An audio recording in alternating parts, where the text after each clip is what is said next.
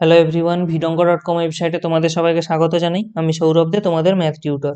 এখানে আমাদের একটি দ্বিপদ বিভাজনের মধ্যক এবং ভেদমান 4 এবং 4/3 বলা আছে। তো পি মানে probability of capital x greater than equal to 1 নির্ণয় করতে বলা হচ্ছে। অ্যাকচুয়ালি এখানে যে চলক মানে সমসম্ভব যে চলক নেওয়া হচ্ছে সেটা হলো ক্যাপিটাল এক্স। ঠিক আছে, সেই কারণে আমাদেরকে probability of capital x greater than equal to 1 নির্ণয় করতে বলা হচ্ছে। তার আগে আমাদেরকে যেটা নির্ণয় করতে হবে এখানে সেটা হলো P of capital x equal to x. এটা মানে কি, মানে যে দ্বিপদ বিভাজনের কথা এখানে বলা হচ্ছে সেখানে সেই যে পরীক্ষা, সেই পরীক্ষাতে এক্স বার সাফল্য লাভের যে সম্ভাবনা তাকে P of capital x equal to small x এটা দ্বারা ডিনোট করা হচ্ছে। এবারে ধরো আমাদের এখানে যে দ্বিপদ বিভাজনটার কথা বলা হচ্ছে তার প্যারামিটার গুলো আমি ধরে নিচ্ছি এন এবং পি। তাহলে অবশ্যই আমরা জানি মধ্যক হবে এনপি। তাহলে প্রশ্ন অনুযায়ী এনপির মান বলা আছে 4 এবং ভেদ মান যেটা সেটা আমরা জানি হয় কত, এনপি কিউ। সেটা প্রশ্নে দেওয়া আছে 4/3, যেখানে কিউ এর মানটা কি না 1 - পি। তাহলে দেখো এখানে এনপি থেকে আমরা যে 4 পাচ্ছি সেটা এখানে এনপি তে 4 এর জায়গায় বসিয়ে দিতে পারি। তাহলে আমরা কি পাবো, দেখো 4 ইন্টু কিউ ইকুয়াল টু 4/3, অর্থাৎ কিউ ইকুয়াল টু 4/3 ইন্টু 4। এটা কাটাকাটি হয়ে গেলে আমরা পেয়ে যাবো 1/3। তাহলে কিউ এর মান 1/3 হলে আমরা জানি পি সমান কত হবে না 1 - কিউ। তাহলে এখান থেকে পেয়ে যাবো 1 - 1/3 অর্থাৎ 2/3। তাহলে আমরা কিউ এর মান পেয়ে গেলাম, পি এর মান পেয়ে গেলাম, এন এর মানও এখান থেকে নির্ণয় করে নিতে পারবো। জাস্ট পি এর মান এখানে আমরা বসিয়ে দিই 2/3, এটা সমান ছিল 4। তাহলে এন এর মান হলো 4 ইন্টু 3/2, কাটাকাটি হয়ে গেলে 6। তাহলে এন, পি ও কিউ এর মান পেয়ে গেলাম।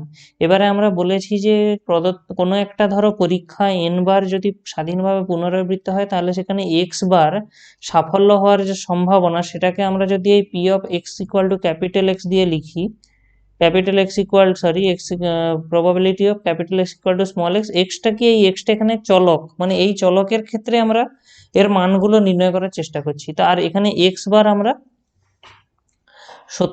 মানে সাফল্য হওয়ার সম্ভাবনা নির্ণয় করছি। তাহলে এটা আমাদের কি হয়, জেনারেল ফর্মটা এর হয় এরকম, N C X P to the power X Q to the power N minus X. আমরা এখানে এন, পি এবং কিউ সবার মান জানি, তাহলে আমরা এখানে বসিয়ে দেবো। কারণ এন এর মান আমাদের ছিল 6 সি এক্স, পি এর মান হলো 2/3, তাহলে 2/3 টু দি পাওয়ার এক্স, এবং কিউ এর মান হলো 1/3 অর্থাৎ 1/3 two the power 6 minus x. তাহলে আমরা এখানে probability of capital x equal to small x এটা নির্ণয় করে নিলাম। এবারে আমাদেরকে প্রশ্নে দেখো, ভালো করে একটু দেখো আমাদের কি বলা আছে নির্ণয় করতে, যে probability of capital x greater than equal to 1।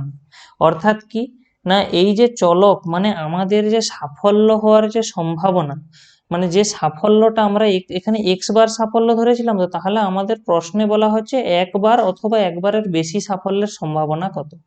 তো দেখো আমরা যদি 0 বার সাফল্য হই, যে সম্ভাবনাটা পাবো 0 বার সাফল্যের সম্ভাবনা, সেটাকে যদি 1 থেকে বিয়োগ করে দিই তাহলেই আমি কমপক্ষে একবার সাফল্য পাবো। আমাদেরকে তো সেটাই নির্ণয় করতে বলা হয়েছে যে আমাদের কমপক্ষে একবার সাফল্য পাওয়ার সম্ভাবনা। তাহলে এটাকে আমরা লিখতে পারি এভাবে, 1 minus P of x equal to 0। অর্থাৎ 0 মানে আমরা সাফল্য পাবো না, একবারও সাফল্য পাবো না, তার সম্ভাবনা তাকে 1 থেকে বিয়োগ করছি। তাহলে এখানে কত পাবো, আমরা এখানে জাস্ট এক্স এর মান 0 বসে যাবে, তার মানে এখানে কি পাবো 1 minus 6c0 2/3 whole to the power 0 1/3 whole to the power 6 minus 0। অর্থাৎ 1 মাইনাস 6c0 এর মান 1, এখান থেকে আমরা পাবো 1, তাহলে এখান থেকে আমরা পাচ্ছি 1/3 টু দি পাওয়ার 6। আর আমরা জানি 3 টু দি পাওয়ার 6 হয় কত, 729। তাহলে এখানে আমরা পেয়ে যাব 1/729। তাহলে ক্যালকুলেট করলে আমরা কত পেয়ে যাব, 729 মাইনাস 1/729 ইকুয়াল টু 728/729। এটাই হবে আমাদের এই কোশ্চেনের অ্যাকচুয়াল আনসার।